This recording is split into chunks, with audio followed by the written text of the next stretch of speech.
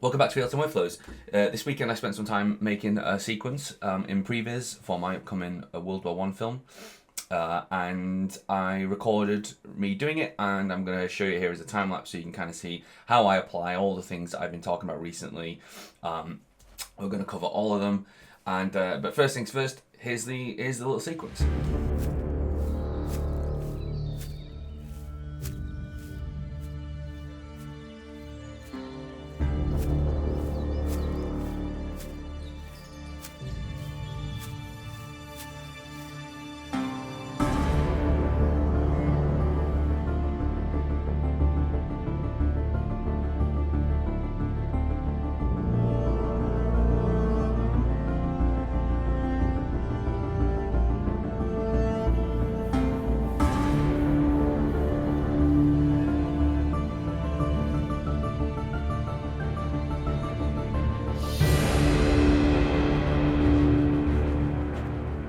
So I should point out, actually, I'm not totally happy with it, as I've watched it again fresh this morning, but because this is how I left it, and this is what the time lapse does, I'm going to leave it.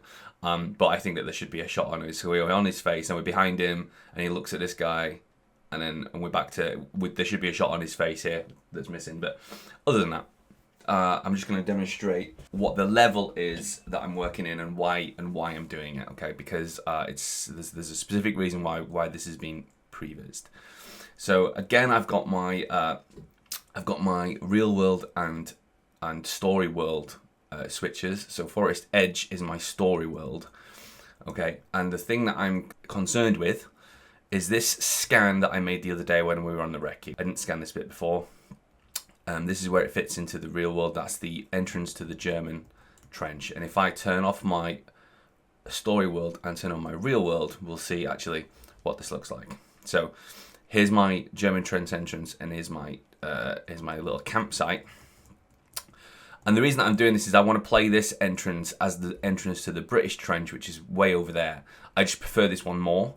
So the idea is that we're going to come here and then turn left. And when we turn left, we're going to end up in our real world. When we come to shoot it, we're going to end up kind of over here, walking down here. And so in my story world, and again you can see that I'm going to put a link to all the lessons of the things that are covered, the things that I use in this process. I'm going to put them all in the description so you can jump to any of the lessons that sort of tickle your fancy. And story world and real world was one of them. Grabbing animation from Mixamo on the fly, Bacon's control rig, additive animation layers, 2 key camera moves, takes when you're editing in the sequence, Bacon root motion to transform tracks. All this stuff has been covered, and I'll put the links to the specific videos that cover where it's covered below. So in our story world now, we can see what I've done is I've suggested that there are trees here, and we turn in here and we get to our trench that we were just looking at over there.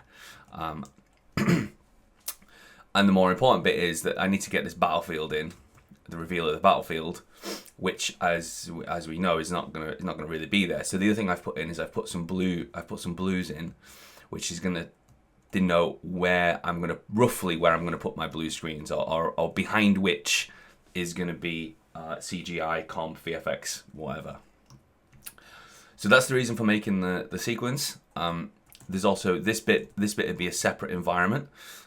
So this is what I'm calling the forest path, and it's important because we're going to shoot this somewhere else, and then we're going to shoot outside it with the blue screen on, and then we'll shoot the element that goes in it. We're going to shoot here, so that's why I'm doing this.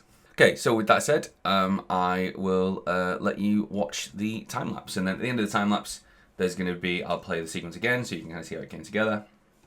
And yeah, enjoy, I hope it's useful, and any questions, let me know.